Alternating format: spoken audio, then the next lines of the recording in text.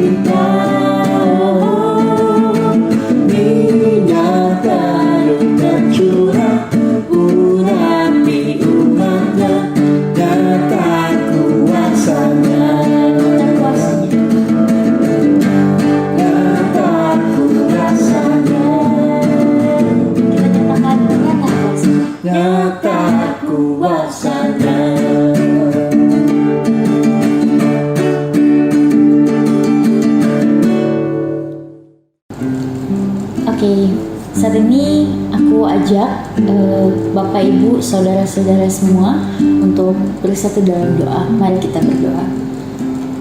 Ya Bapa, nyata kuasa-Mu Tuhan, kasih-Mu nyata juga dalam kehidupan kami ya Bapa. Dan kami bersyukur, kami berterima kasih untuk Tuhan yang selalu ada di samping kami, di sisi kami ya Tuhan, apapun yang terjadi dalam kehidupan kami. Dan kalau hari ini kami boleh terhubung ya Tuhan, kami boleh berkumpul melalui virtual ini ya Tuhan, kiranya Tuhan yang boleh berkenan atas puji-pujian yang kami naikkan, atas doa yang kami naikkan, dan kira Tuhan boleh hadir melalui firman-Mu yang akan dibawakan oleh hambanya Pendeta Raga Lewi. Terima kasih ya Tuhan Yesus Kristus, kami mau menyembah-Mu, kami mau memuji-Mu dalam kehidupan kami. Di dalam nama-Mu Yesus Kristus kami berdoa. Haleluya. Amin. A medicine for your soul. Itu adalah tema kita pada siang hari ini. Bapak Ibu, saudara-saudara yang dikasihi Tuhan, siang ini kita masih mau menyanyikan pujian bagi Dia.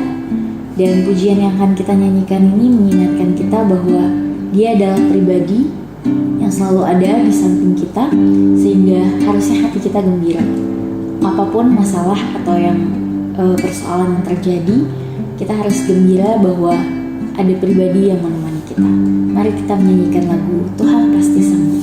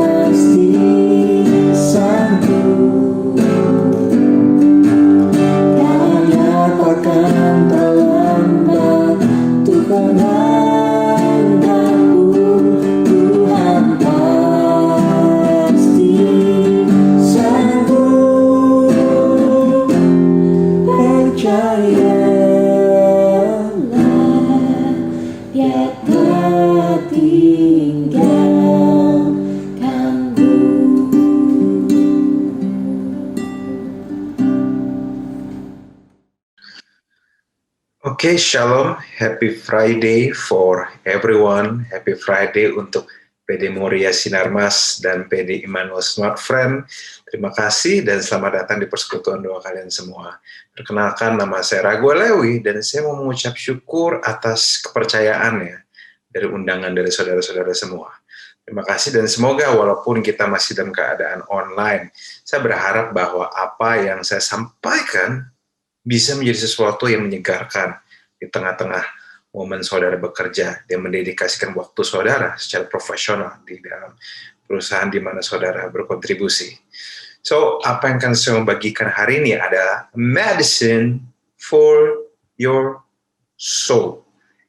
Medicine for your soul. Obat untuk jiwamu. Jadi hari ini kita akan membahas tentang pengampunan, saudara. Pengampunan adalah tema yang sangat menarik, apalagi di masa pandemi seperti ini. Saudara makin sering ketemu orang-orang yang tadinya saudara jarang ketemu. Saudara makin sering ketemu orang-orang tadinya saudara itu jarang ngobrol. Gara-gara tadi ya jarang ketemu, sekarang satu keluarga ketemu terus jadi sering berantem, sering clash, sering saling melukai dan sebagainya. Saudara, kita perlu mengampuni. Kadang pun walaupun kita seorang profesional bekerja dalam satu perusahaan, akan tetap ada banyak gesekan, saudara. Nah, akan ada gesekan di divisi manapun, di tempat dimanapun kau bekerja.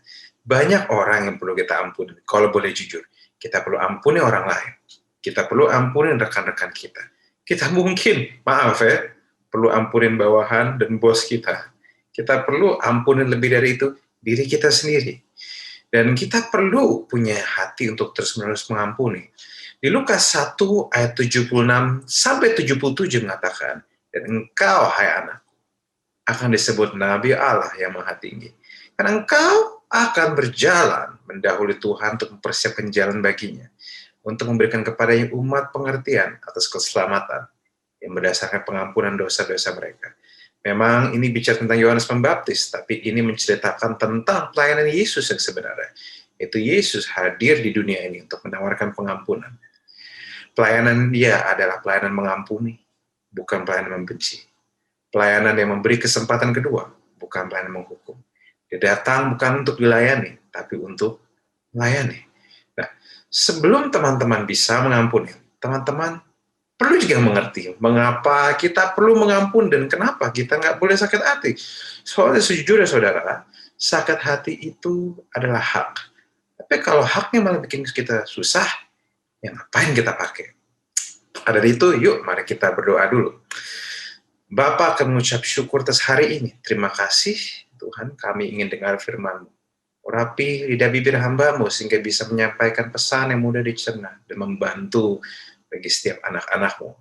Terima kasih Yesus, di dalam nama-Mu kami berdoa. Amin. Oke, saudara, kita lanjut. Pengampunan itu artinya adalah pembebasan atau pelepasan dari kesalahan. Jadi orang itu bersalah, ada seseorang bersalah, tapi karena satu dan lain hal, kita memilih untuk membebaskan mereka. Kita memilih untuk tidak meminta dia bertanggung jawab atas kesalahannya dia. Itulah dinamakan pengampunan. Hak kita untuk menuntut, kita lepaskan, dan kita berikan sebuah kasih karunia yang bernama pelepasan dari kesalahan atau pembebasan. Nah, saudara juga perlu ingat adalah pengampunan tidak selalu melupakan. Kadang kita masih ingat, kecuali kalau saudara amnesia. Saudara mungkin bisa lupa hal-hal kecil, tapi ada hal-hal besar yang saudara sampai kapanpun tidak akan bisa dilupakan. Dan you know what? That is fine. Yang penting bukan soal kita ingat atau enggak, tapi saat kita ingat, apakah kita masih merasa sakit, masih merasa marah, masih merasa benci, atau tidak. Kalau misalnya kita masih ingat, tapi sudah tidak ada rasa sakit atau pahit, maka kita sudah dikategorikan mengampuni, saudara. Nah, saya akan siapkan beberapa slide, saudara. Why forgiveness? Karena forgiveness itu penting, saudara. Nah, yang kita perlu mengerti adalah, saudara, kebencian adalah seperti minum racun dan berharap orang lain yang mati. Kebencian membuat kita rugi. Kebencian itu seperti mengizinkan orang kita tidak suka take control hidup kita. Saya rasa semua orang punya hak untuk tidak suka sama orang. Tapi saat saudara take it personally dan saudara mulai membenci dia, saudara secara tanpa sadar memberi dia kontrol untuk memberi dia kontrol untuk mengontrol hidup saudara. Makanya sampai detik ini orang-orang benci bisa tiba-tiba sebel sama seseorang. Seseorang lagi ngapain, lagi mungkin dia cuma lagi ketawa, tiba-tiba yang benci bilang, ngapain sih dia ketawa-ketawa? Geli deh. Seakan-akan hidup kita dan sukacita kita dikontrol sama dia. Saudara, kalau misalnya kita nggak suka sama dia, the last thing we can do is membiarkan dia take control sukacita kita. Justru harus ya, kita lepaskan pengampunan, lepaskan kebencian, sehingga kita, kalau dia mau ngapain, suka-suka dia. Yang penting, hatimu bersih, saudara. Makanya saya perlu bicara ini bagi saudara, bahwa hidup dengan hati dan pikiran yang bersih adalah hidup yang Anda layak perjuangkan. Saya ulang sekali lagi, hidup dengan hati dan pikiran yang bersih adalah hidup yang layak Anda perjuangkan. Saudara, kebencian dan iri merusak hati kita. Ada orang, mungkin saudara sempat dengar ceritanya, ada orang sempat geger bahwa difitnah bahwa dia punya babi ngepet, saudara. Karena mereka entah kenapa jarang keluar rumah, tapi punya duit. Sehingga dia diiriin orang, dibilang punya babi ngepet. Simply karena dia nggak pernah keluar rumah. Padahal banyak orang nggak pernah tahu ada namanya work from home, saudara. Dan banyak orang nggak tahu bahwa seseorang bisa tinggal di rumah tapi tetap bekerja dan tetap bisa mendapatkan penghasilan. Ternyata ketahuan, ternyata pemuka agama KW yang bikin cerita.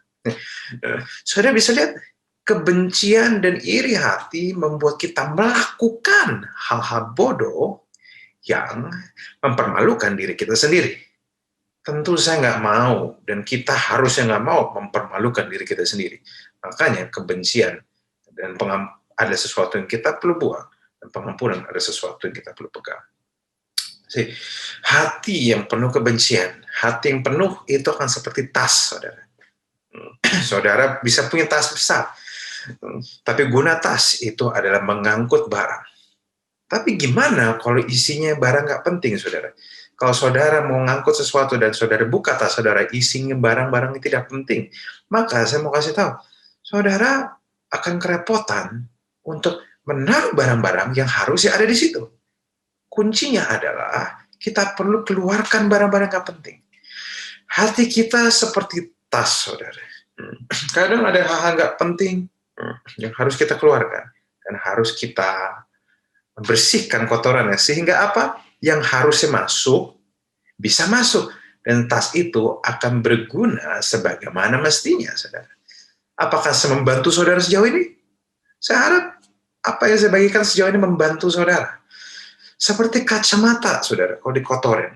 Kalau saya siram tinta hitam di sini, saudara, dan saya tidak bersihkan, walaupun tinta hitam itu disiram orang lain, kalau saya nggak bersihin, saya yang rugi, saudara.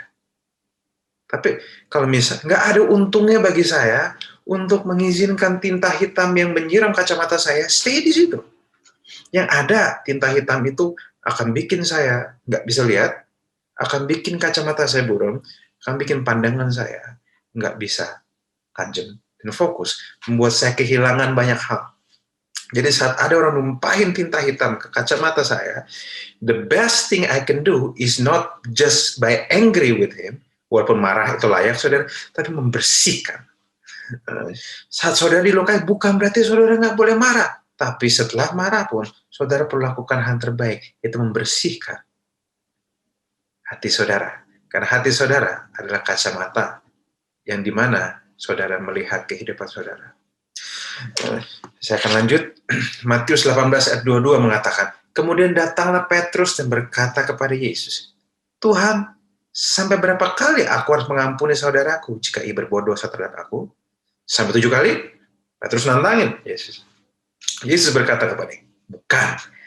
Aku berkata kepadamu, bukan sampai 7 kali, melainkan sampai 70 kali 7 kali. Beberapa orang bilang, ya Allah, nggak mudah ya. Tapi saudara, saya mau ajak kita sama-sama melihat dari aspek kacamata yang berbeda. Let's go. Bahwa pada waktu saudara lihat bahwa Yesus meminta Petrus bukan cuma sekali mengampuni atau 7 kali mengampuni, tapi Yesus minta Petrus untuk mengampuni 70 kali 7 kali. Itu seperti sebuah kiasan bahwa kamu harus terus mengampuni. Saat saya merenungkan ayat ini, it gives me an idea. Ini memberi saya sebuah ide, pemikiran bahwa pengampunan itu seperti obat yang kita perlu minum. Kenapa? Karena kita sakit, saudara. Karena saudara sakit hati, pengampunan itu seperti obat hati yang kamu harus minum. Memang pengampunan itu bukan cuma keputusan, saudara. Dia adalah gaya hidup yang perlu digalakkan dan dijunjung tinggi. Saya rasa di momen-momen ini banyak yang bicara mental health, kesehatan mental. Saya rasa ini adalah sebuah keputusan yang baik, saudara. Saudara perlu belajar mengampuni, dan saudara perlu belajar memperlakukan pengampunan itu seperti obat, saudara. Obat kalaupun pahit tetap harus diminum, bukan untuk keuntungan orang lain, untuk keuntungan kita sendiri. Karena gini, saudara, kalau boleh jujur, kita tidak bisa sepenuhnya expect tempat kita bekerja atau lingkungan kita tinggal akan selalu kondusif, saudara. Karena saudara harus tahu bahwa walaupun mungkin perusahaan saudara baik, bos saudara baik, lingkungan kerja saudara baik, tapi kan kondisi tidak selalu kondusif, saudara. Saudara tahu bahwa Indonesia sedang diguncang krisis juga gara-gara corona. Musim setiap perusahaan berbeda-beda. Nggak bakal heran kalau ada orang-orang yang stres. Tapi kita harus taking a stand, saudara, untuk menjaga, mengambil keputusan untuk melakukan hal benar terhadap jiwa kita dan hati kita. Karena nggak ada yang bisa jagain untuk kita. Nah, saya juga mau menjelaskan lagi, pengampunan itu mirip dengan obat. Seringkali tidak bisa diminum sekali, tergantung seberapa berat penyakitnya. Banyak orang-orang ngomong ke sama saya, Kak, Pastor, saya sudah mencoba mengampuni, tapi entah kenapa saya masih marah. Kenapa? Mungkin karena sakitmu lebih parah dari yang lain. Ada orang harus mengampuni sekali dan dia sudah ampuni. Ada juga orang harus mengampuni beberapa kali, bahkan prosesnya berbulan-bulan, baru bisa sembuh. Kenapa? Karena sakit orang beda-beda, saudara. Karena sakitnya beda-beda, memang saudara tahu bahwa ada orang-orang yang minum obat 3 kali sehari, selama 2 hari sembuh. Tapi ada orang harus minum obat setiap hari selama 6 bulan. Tergantung seberapa penyakitnya, saudara. Makanya, kita perlu melakukan hal ini seperti sebuah obat. Dan saya rasa ini akan membantu saudara. However, saya tidak akan berhenti sampai mengajak saudara untuk mengampuni doang loh. Saya nggak akan berhenti sampai situ. Tapi saya mau ajak sama-sama. Saudara perlu mengerti bahwa walaupun minum obat itu penting, tetapi kesehatan sejati seseorang tidak hadir dari banyak minum obat. Saudara, obat adalah alat yang kita pakai, kita konsumsi untuk membuat kita kembali ke titik nol atau kesehatan kita. Tapi kesehatan sejati kita tidak hadir dari banyak minum obat. Tapi kesehatan hadir dari kita dari awal menjaga kesehatan kita. Begitupun kesehatan hati. Kesehatan hati seorang tidak hadir dari banyak pengampuni, tapi dari kebiasaan kita, devosi kita, komitmen kita untuk tetap menjaga jiwa kita, hati, dan pikiran kita bersih. Banyak orang mengajarkan mengampuni, tapi nggak ada yang ngajar untuk siap handle luka. Banyak sekali, saudara. Makanya, saya kadang perlu bagikan saudara hal ini, bahwa kalau misalnya saudara perlu minum obat, tapi kalau misalnya bisa saudara nggak sakit, ngapain minum obat? Kalau saudara bisa tetap berdiri, untuk apa saudara jatuh? Kalau saudara bisa tetap sehat, menjaga dirimu dengan baik, untuk apa kamu sakit? Kita orang Indonesia keseringan kalau sakit minum obat. Padahal sebenarnya, saudara, yang terbaik itu adalah kita makan makanan sehat. Kita belajar menjaga kesehatan kita. Jauh lebih murah. Nah, saudara perlu tahu bahwa obat itu mahal, saudara. Nah, makanya kita perlu belajar, ada namanya preparing for pain. Meaningnya apa, saudara? Kamu mempersiapkan hatimu dan mengatur ekspektasimu. Karena kalau mengaturnya sudah terbiasa dengan baik, kita nggak akan mudah kepahitan, saudara. Saudara tahu nggak? Preparing for pain atau menjaga kesehatan hatimu sebenarnya jauh lebih mudah dibanding kalau sudah sakit hati. Saya kenal begitu banyak orang sudah terlanjur sakit hati dan butuh waktu lama untuk mereka pulih. Saudara tahu nggak? Obat itu mahal. Tapi menjaga kesehatan itu lebih murah. Semahal-mahalnya menjaga kesehatan, lebih mahal lagi obat. Saya pernah dengar ada satu orang yang minum obat 1 butir saja itu harganya 50.000. Saudara bisa bayangkan ya, kalau dia setiap hari selama 1 minggu disuruh minum obat 50.000 kali 7 kali 4. Saudara bisa bayangkan berapa banyak uang harus dia keluarkan dibanding saudara menjaga pikiran dan kesehatan saudara. Apa artinya itu? Nah, banyak orang tapi mentalnya cuma ngobatin, saudara. Tapi saya mau ajak saudara untuk melihat dari sisi yang lebih baik, yaitu mentalnya nggak mengobati, tapi mencegah. Mentalnya menjaga, dan mentalnya minum suplemen atau vitamin. Semahal-mahalnya vitamin, lebih mahal lagi obat. Kita nggak perlu tunggu sakit dulu, nggak mau buka mata akan realita hidup. Kita nggak perlu seperti itu, saudara. Kita bisa dari awal sudah jauh-jauh hari, kita menyiapkan hati kita. Nah, makanya, dan kadang untuk menyiapkan hati kita pun, untuk menyiapkan badan kita, nggak cukup untuk kita punya namanya lingkungan yang sehat. Nggak cukup untuk hal itu. Tapi kita perlu baca firman Tuhan. Dan semua ada share, ada 4 vitamin yang akan menaikkan imun tubuh, imun jiwamu. Kalau saudara, daripada saya mau ajak saudara berpikir, daripada saudara ngobat, mendingan saudara naikin imun tubuh saudara. Sama.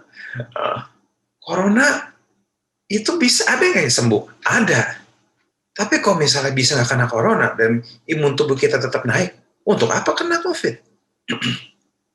Itu poin saya, saudara. Nah, saya mau share 4 vitamin yang akan menaikkan imun tubuh kita. Kita perlu minum ini, kita perlu ingat ini setiap hari. Ingat saudara, bagi saudara yang aware sama kesehatan, saudara tahu, vitamin, suplemen, tidak bisa diminum cuma sehari. Harus diminum setiap hari, secara berkala. Apakah ada harga yang harus dibayar? Yes, tapi lebih murah kalau dihitung-hitung. Mari, nomor 1, kita perlu ngerti bahwa Roma 3, 10, dan 23. Vitamin A. All men are sinners. Semua orang telah jatuh dalam dosa dan telah kehilangan kemuliaan Allah. Saudara bisa cek di Roma 3, 10, dan 23. Bahwa semua manusia, termasuk kita, sudah jatuh dalam dosa. Dan makanya kita butuh pengampunan, saudara. Makanya saudara perlu ngerti bahwa hanya karena seseorang salah, nggak berarti kita lebih benar.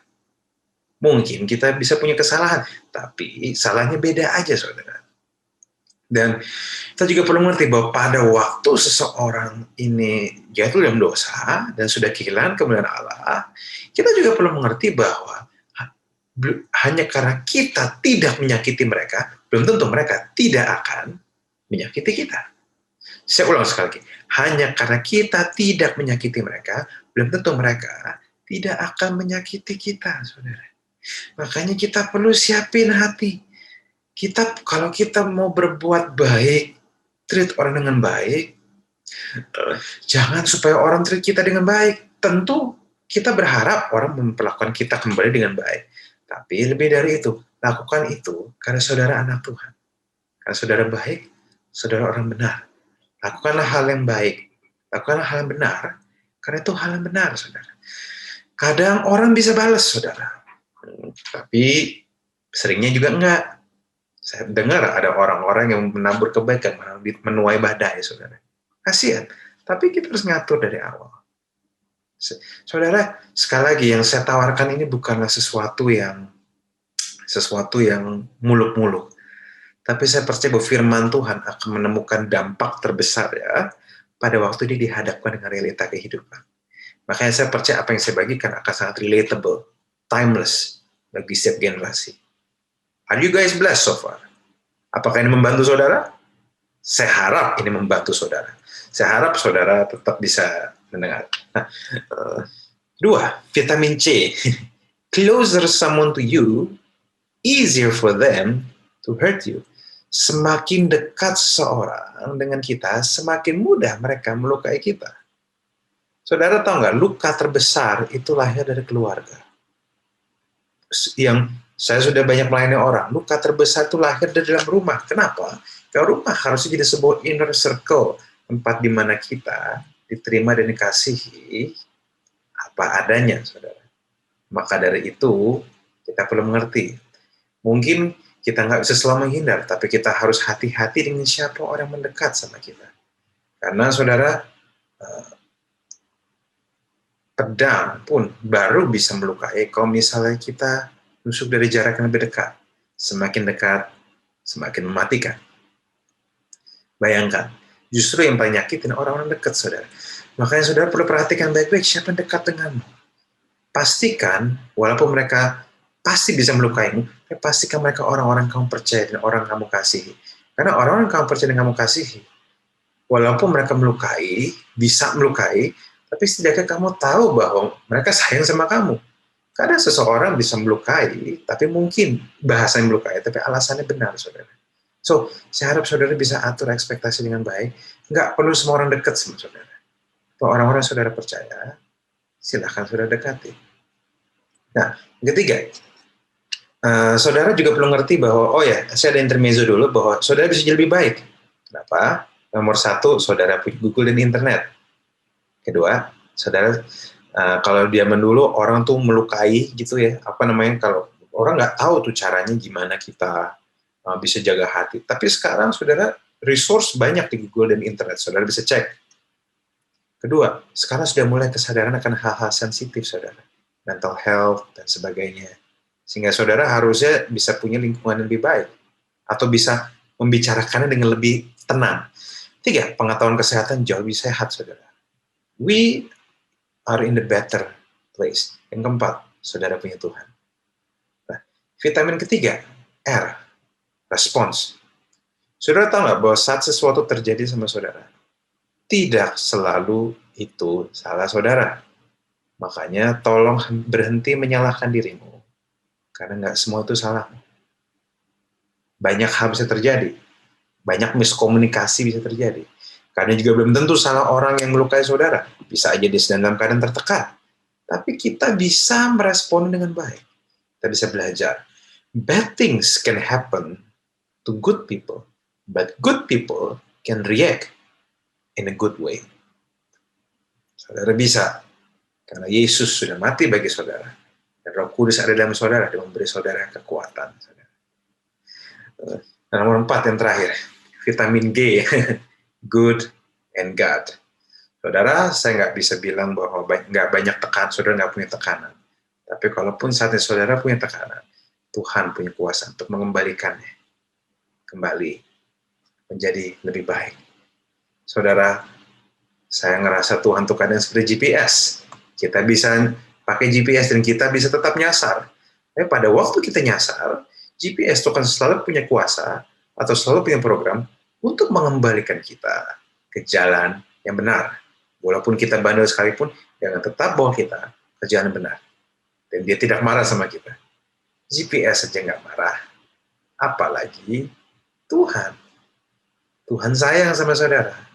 Tuhan sabar sama saudara. Kadang saudara perlu, sebelum saudara masuk kantor, saudara jika sudah work from office atau saudara sudah work from home, mungkin kalau saudara masuk kantor, sebelum masuk kantor, setengah jam sebelum masuk kantor misalnya saudara, mungkin nggak ada waktu, nggak ada salahnya. Sebisa mungkin, saudara meneduhkan diri saudara di hadapan Tuhan dulu. Saat teduh, berdoa, baca Alkitab. Saya mau rekomen satu terjemahan Alkitab bagi saudara yang nggak ngerti, yang sulit baca Alkitab. Ada satu terjemahan, yaitu namanya bahasa Alkitab terjemahan BIMK, atau Bahasa Indonesia Masa Kini, yang diterjemahkan oleh Lembaga Alkitab Indonesia. Saudara bisa cek, itu adalah Alkitab yang lebih mudah dicerna, dan itu membantu saudara untuk bisa ngerti lebih banyak firman Tuhan, dengan bahasa yang lebih saudara bisa mengerti. Saudara perlu saat teduh, saudara perlu berdoa, saudara perlu siapin hati saudara pagi-pagi. Kalau saudara syafaat di hadapan Tuhan. Mungkin saudara merasa nggak cukup, mungkin saudara ngerasa stres, tapi percayalah pada Tuhan, saudara. Tuhan tidak akan izinkan saudara kalau dia nggak percaya sama saudara. Bahkan, as my job sebagai seorang hamba Tuhan di sebuah gereja, berkali-kali saya ngomong sama Tuhan. Tuhan, saya minta maaf. Karena kok saya merasa bukan merasa nggak layak, saya merasa kurang. Saya merasa kurang kompeten untuk menyelesaikan tugas.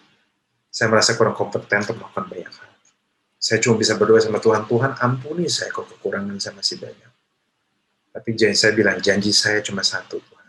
Setiap kali saya bekerja, setiap step saya akan lakukan terbaik. Karena saya nggak sekedar melakukannya untuk orang dan gereja, bisa melakukan untuk Tuhan.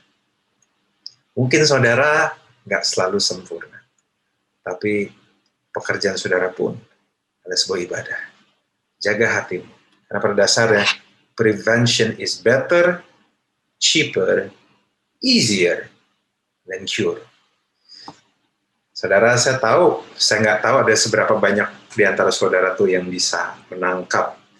Karena saya hari ini nggak cuma bicara hati ke hati, saudara. Saya juga bicara dari pikiran saudara. Saya berharap bukan cuma hati saudara yang tersentuh, tapi pikiran saudara juga tersentuh dan mengubah cara saudara memperhatikan fenomena di dalam diri saudara. Dan bagaimana fenomena kita menyikapi rekan-rekan kerja atau keluarga kita yang tidak sempurna. Saya harap ini menguatkan saudara, saya harap ini menyegarkan saudara, dan saya harap ini menginspirasi saudara.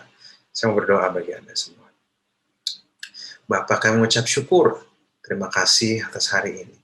Terima kasih atas kebaikan. Terima kasih bahwa firman-Mu ini sudah hamba-Mu sampaikan. Tuhan, hamba-Mu berbicara buat rekan-rekan, Bapak dan Ibu, teman-teman dari PD Moria Sinarmas dan PD Immanuel Smart Friend, Tuhan. Kami berdoa bahwa mungkin mental health mereka tidak selalu dalam keadaan terbaik, Tuhan. Tapi kami percaya Tuhan kasih hikmat, dan kami tahu ada keputusan-keputusan dan kebiasaan yang mereka harus ubah, Tuhan. Bukan cuma mengampuni, tapi belajar menjaga hati, seperti yang Amsal 4 ayat 23 katakan. Tuhan, kami tahu ini sebuah tantangan tidak mudah. Awalnya memang tidak akan mudah, tapi kami tahu ini akan jadi lebih baik. Tuhan, biarlah kasih karunia-Mu menyertai. Biarlah belas kasihan-Mu menyertai setiap anak-anak. Biarlah mereka mendapatkan sesuatu yang baru, dan mereka juga satu sisi hati disegarkan. Terima kasih Bapak, hamba-Mu selesai berbicara. Tapi sebelum ini kami ingin terima berkat dan bersama daripada-Mu. Mari kita angkat tangan kita. Tuhan memberkati Engkau dan melindungi Engkau. Tuhan menyinari wajah-Nya padamu. Tuhan menghadapkan wajah-Nya kepadamu dan memberi Engkau kasih karunia. Berkat dari Bapa yang begitu mengasihi kita di dalam Anak yang tunggal, Tuhan Yesus Kristus, dan penyertaan terus-menerus dari Roh Kudus, menyertai kita mulai dari hari ini sampai kita bertemu Tuhan Yesus kembali, bertemu muka dengan Dia. Sampai detik itu terjadi, Dia akan selalu menyertai-Mu. Di dalam nama Yesus, amin. God bless you. Tuhan berkati.